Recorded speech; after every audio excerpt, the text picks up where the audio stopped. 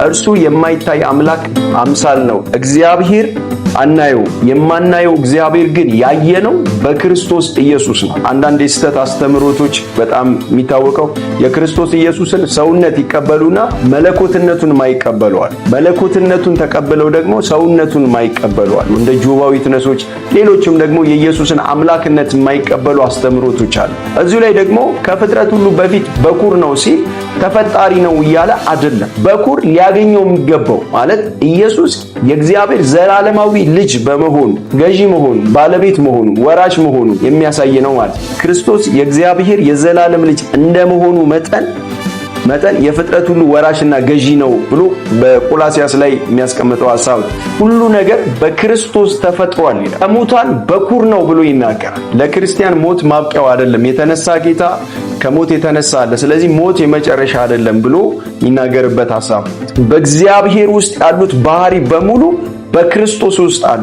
እግዚአብሔር ጋር ያሉት ባህሪያት በሙሉ ክርስቶስ ውስጥ አሉ። ስለዚህ ክርስቶስ ኢየሱስ ራሱ ምንድነው እያለ ነው ጳውሎስ?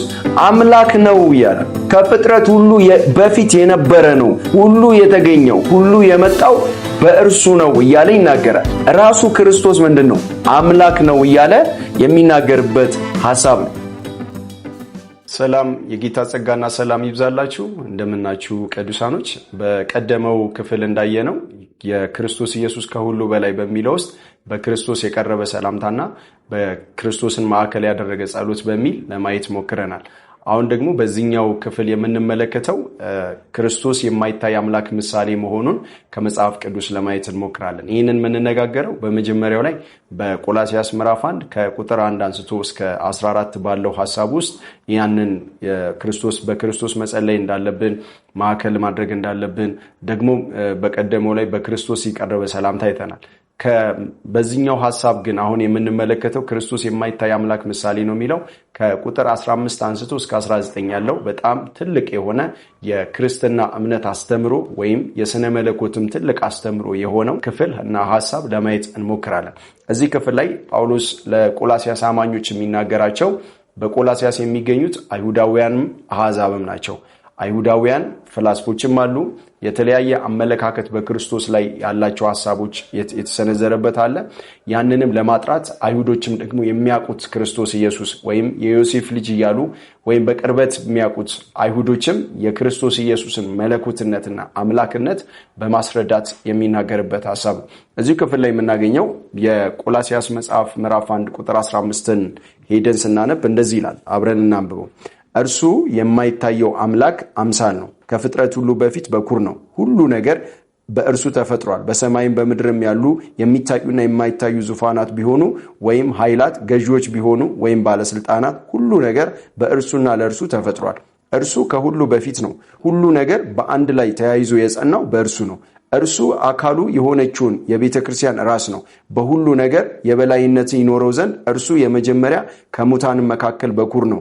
እግዚአብሔር ሙላቱን ሁሉ በእርሱ ይሆን ዘንድ ወዷልና በመስቀሉ ላይ በፈሰሰው ደሙ ሰላምን በማድረግ በምድርም ሆነ በሰማይ ያለውን ነገር ሁሉ በእርሱ በኩል ከራሱ ጋር አስታረቀ እያለ ይናገራል።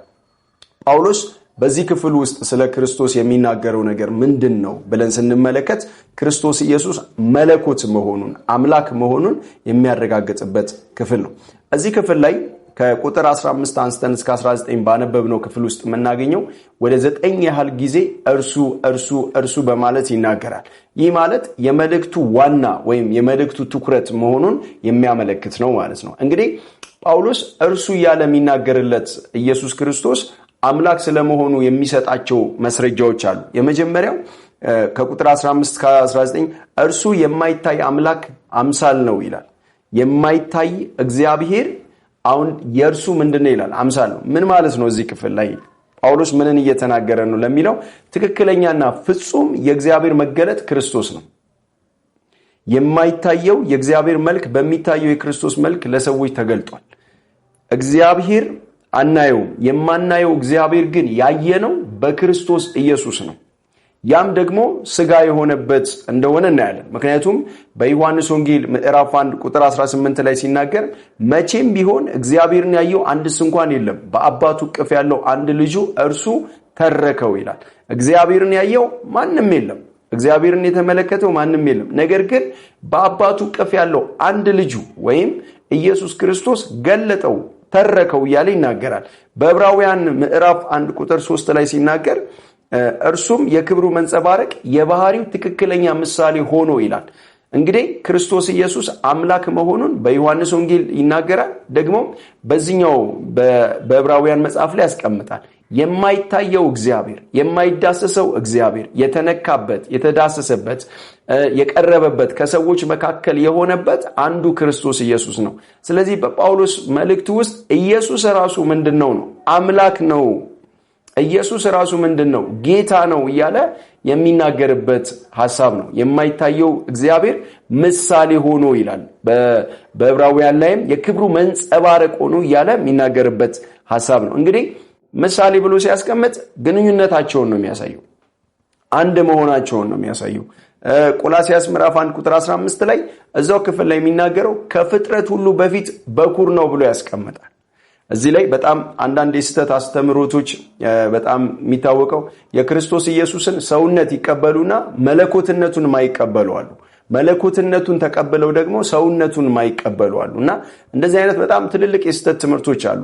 እኛም እንኳን ባለንበት በዚህኛው ጊዜ ላይ በጣም ትልልቅ የስተት ትምህርቶች አሉ፣ እንደ ጆባዊ ትነሶች፣ ሌሎችም ደግሞ የኢየሱስን አምላክነት የማይቀበሉ አስተምሮቶች አሉ። እንግዲህ ክርስቶስ ኢየሱስ የሁሉ መሰረት፣ የሁሉ ባለቤት አምላክ መሆኑን ጳውሎስ በከፍተኛ ሁኔታ ከሚያነሳበት አንዱ ሐሳብ ይሄ ነው።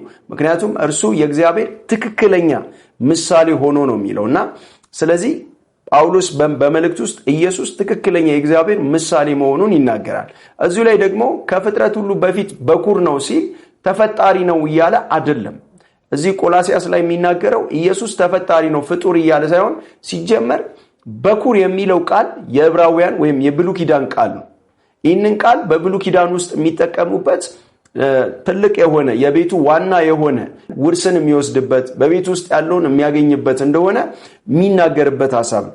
በሌላ በኩል ደግሞ እስራኤል የበኩር ልጄ ናት ብሎ ደግሞ የተናገረበት እግዚአብሔር አለና ግንኙነትን የሚያሳይ መሆኑን እንመለከታለን። ነገር ግን ጳውሎስ በዚህ ክፍል ላይ ክርስቶስ ከፍጥረት ሁሉ በፊት በኩር ነው ብሎ ሲያስቀምጥ ከፍጥረት ቀድሞ የተፈጠረ ነው እያለ ሳይሆን በኩር ሊያገኘው የሚገባው ማለት ኢየሱስ የእግዚአብሔር ዘላለማዊ ልጅ በመሆኑ ስለዚህ አንድ ልጅ ወይም በቤቱ ያለ የመጀመሪያ ልጅ ውርስን ወይም የበላይነትን ገዥነትን እንደውም አንዳንድ እኛ ሀገር ላይ ያሉ ባህሎች ስንመለከታቸው አባት የሚጠራው በመጀመሪያ ወንድ ልጁ ነው። በቤቱ በኩር በሆነው ልጅ ይጠራል። ያ ማለት ምንድነው? የቤቱ በኩር ገዢ መሆኑን፣ ባለቤት መሆኑን፣ ወራሽ መሆኑን፣ ቤቱ አስተዳዳሪ ዋና መሆኑን የሚያሳይ ነው ማለት ነው። እዚህ ክፍል ላይ ግን ኢየሱስ ፍጡር መሆኑን ወይም ደግሞ ኢየሱስ ክርስቶስ ተፈጣሪ በፍጥረት ላይ የተሾመ ሳይሆን የእግዚአብሔር የዘላለም ልጅ በመሆኑ በዛ ውስጥ የሚገባውን ለልጅ የሚሰጠውን በረከት በሙሉ ለክርስቶስም ይገባዋል ነው። ምን ማለት ነው? ክርስቶስ አምላክ ስለሆነ ሁሉ የተገኘው በእርሱ ነው። ሁሉ የተፈጠረው በእርሱ ነው።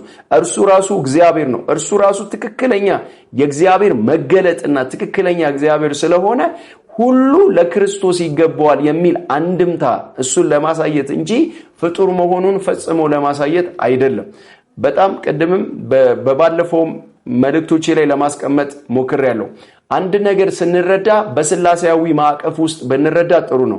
የስላሴያዊ ማዕቀፍን ደግሞ ስንረዳ የመጀመሪያ እግዚአብሔር አብ፣ እግዚአብሔር ወልድ፣ እግዚአብሔር መንፈስ ቅዱስ የሚለውን መረዳት አለብን። ክርስቶስ ፍጡር ነው ሲል ክርስቶስ ከፍጥረት የነበረ ወይም ቀድሞ የተሰራ ነው ሳይሆን ክርስቶስ ራሱ አምላክ ነው። ስጋን ለብሶ ወደ ምድር የመጣ እግዚአብሔርን ያየንበት ራሱ እግዚአብሔር ኃጢአትን ይቅር ሲል የነበረ ምስጋናን ሲቀበል የነበረ አምላክ መሆኑን ጳውሎስ በመልእክቶቹ ውስጥ እሱን ለማስረገጥ የሚሄድበት ሐሳብ ነው። እዚሁ ክፍል ላይ ሌላ የምናገኘው ክርስቶስ የእግዚአብሔር የዘላለም ልጅ እንደመሆኑ መጠን የፍጥረት ሁሉ ወራሽና ገዢ ነው ብሎ በቆላስይስ ላይ የሚያስቀምጠው ሐሳብ ነው። እዚሁ ላይ ቆላስይስ ምዕራፍ 1 ቁጥር 16 ላይ የሚናገረው ሁሉ ነገር በክርስቶስ ተፈጥሯል ይላል። ሁሉ ነገር የመጣው፣ ሁሉ ነገር የተሰራው፣ ሁሉ ነገር የተፈጠረው ደግሞ በክርስቶስ እንደሆነ ጳውሎስ ይናገራል። ስለዚህ ክርስቶስ ምንድነው ሲባል አምላክ ነው፣ የሁሉ ፈጣሪ ነው፣ የሁሉ አስገኝ ነው ማለት ነው። ስለዚህ የጳውሎስ መልእክትም ያንን ነው የሚያስረዳው። ቆላስያስ ላይ የነበረው ክርስቶስ ፈጣሪ አይደለም ብለው ያምናሉ። የተለያዩ የስተት አስተምሮቶች ስለነበሩ የክርስቶስ ኢየሱስ መለኮትነትን የሚያጥላላ ክርስቶስ ኢየሱስ ከፍጥረታት ያነሰ ክርስቶስ ኢየሱስ ከመላእክት ያነሰ እንደሆነ አድርገው የሚናገሩ ስለነበሩ ጳውሎስ የሚናገራቸው የምታዩት ፍጥረት የምታዩት ነገር በሙሉ የጸናው በማን ነው? በክርስቶስ ኢየሱስ ነው እያለ ክርስቶስን ይናገራል። በሌላው እዚሁ ክፍል ላይ ቆላስይስ 1:18 ላይ የሚናገረው ከሙታን በኩር ነው ብሎ ይናገራል ጳውሎስ። ለምንድን ነው ኢየሱስን ከሙታን በኩር ነው ብሎ የሚናገረው ብለን ስናይ አንደኛው የነበረው አስተሳሰብ ሰው ከሞተ በኋላ ትንሣኤ የለም ብሎ ያምናሉ። ስለዚህ ሰው ከሞተ በኋላ አይነሳም፣ ስለዚህ ሞት ማብቂያ ነው፣ ሞት የመጨረሻ ነው ብለው የተሳሳተ አመለካከት ነበራቸው። ጳውሎስ ለዛ ማስረገጫ ክርስቶስ ኢየሱስ ሞቶ የቀረ አይደለም፣ ከሞት የተነሳ አምላክ ነው እያለ ከሙታን እንኳን የመጀመሪያ ሆኖ ተነስቷል እያለ ይናገራል። እንግዲህ በሌላ ክፍል ላይ በአንደኛ ቆሮንቶስ ምዕራፍ 15 ላይ ሄዳችሁ ስትመለከቱ የክርስቶስ ኢየሱስ ስለ ትንሣኤ ጳውሎስ የሚያስተምርበት ክርስቶስ ከሞት መነሳቱን የሚናገርበት ክፍል እንዳለ እንመለከታለን። እዚሁ ክፍል ላይ ጳውሎስ የሚናገረው ከሙታን መካከል በኩር ነው ብሎ የሚያስቀምጠው ክርስቶስ ኢየሱስ የመጀመሪያ መሆኑን የሚናገርበት ሐሳብ ነው ማለት ነው። ስለዚህ ለክርስቲያን ሞት ማብቂያው አይደለም፣ የተነሳ ጌታ ከሞት የተነሳ አለ፣ ስለዚህ ሞት የመጨረሻ አይደለም ብሎ የሚናገርበት ሐሳብ ነው። በተመሳሳይ እዚሁ ቆላስይስ ምዕራፍ 1:19 ላይ ደግሞ ጳውሎስ የሚናገረው እግዚአብሔር ሙላቱን ሁሉ በእርሱ ይሆን ዘንድ ወዷልና ይላል። አንደኛ ቆላስይስ ምዕራፍ 1:19 ላይ እግዚአብሔር ሙላቱን ሁሉ በእርሱ ይሆን ዘንድ ወዷል ብሎ የክርስቶስ ኢየሱስን አምላክነት የሚናገርበት ሐሳብ። በዚህ ቁጥር ውስጥ ጳውሎስ በግልጥ ሁኔታ የክርስቶስን አምላክነት ግልጽ በሆነ ቃል ይናገራል። የመለኮት ሙላትና ፍጹምነት ከኃይሉ ከባህሪ ሁሉ ጋር በክርስቶስ ይኖራል ብሎ የሚናገርበት ሐሳብ ነው። ቆላስይስ ምዕራፍ 2:9 ላይ ይህንኑ ይናገራል። ዕብራውያን ምዕራፍ 1:8 ላይ በእግዚአብሔር ውስጥ ያሉት ባህሪ በሙሉ በክርስቶስ ውስጥ አሉ። እግዚአብሔር ጋር ያሉት ባህሪያት በሙሉ ክርስቶስ ውስጥ አሉ። ስለዚህ ክርስቶስ ኢየሱስ ራሱ ምንድነው እያለ ነው ጳውሎስ? አምላክ ነው እያለ ነው። ክርስቶስ ራሱ ምንድነው እያለ ነው ጳውሎስ? ከፍጥረት ሁሉ በፊት የነበረ ነው። ክርስቶስ ኢየሱስ ምንድነው እያለ ነው? ሁሉ የተገኘው ሁሉ የመጣው በእርሱ ነው እያለ ይናገራል። ያም ብቻ አይደለም። ጳውሎስ በመልእክት ውስጥ የሚናገረው ክርስቶስ ከሙታን ምንድነው? የተነሳ አምላክ ነው። ሌሎች በመጽሐፍ ቅዱስ ውስጥ በምናያቸው ታሪኮች ትልልቅ የእምነት አባቶቻችን ሞተው ቀርተዋል። እነሱም ብቻ አይደለም፣ በምድራችን ላይ የምናውቃቸው ትልልቅ ነገስታት፣ ትልልቅ ኃያላን የሚባሉ ሞተው የቀሩ ናቸው። ነገር ግን ሞት ያልያዘው ከሞት የተነሳ ደግሞ ለኛ ለቅዱሳኖች የመነሳት ተስፋ የሆነ አምላክ ኢየሱስ እንዳለን ጳውሎስ በመልእክቱ ውስጥ ይናገራል ማለት ነው። ስለዚህ ሞት ማብቂያችን አይደለም፣ ሞት መጨረሻችን አይደለም። ከክርስቶስ ጋር አብረን ለዘላለም እንኖራለን። ያም ብቻ አይደለም፣ እግዚአብሔር ውስጥ ያሉት ባህሪያት በሙሉ ክርስቶስ ውስጥ አሉ። ራሱ ክርስቶስ ምንድነው? አምላክ ነው እያለ የሚናገርበት ሐሳብ ነው። እንግዲህ በዚህኛው ክፍል ውስጥ የክርስቶስ ኢየሱስን ከሁሉ በላይነት እንዳየነው ደግሞ በቀጣይ ክፍል ደግሞ በክርስቶስ ኢየሱስ ከእግዚአብሔር አብ ጋር እንዴት እንደታረቀን ምንመለከት ይሆናል። በቀጣይ እስከምንገናኝ የሰማይ አምላክ እግዚአብሔር አብዝቶ ይባርካችሁ። ሰላም ሁኑልኝ።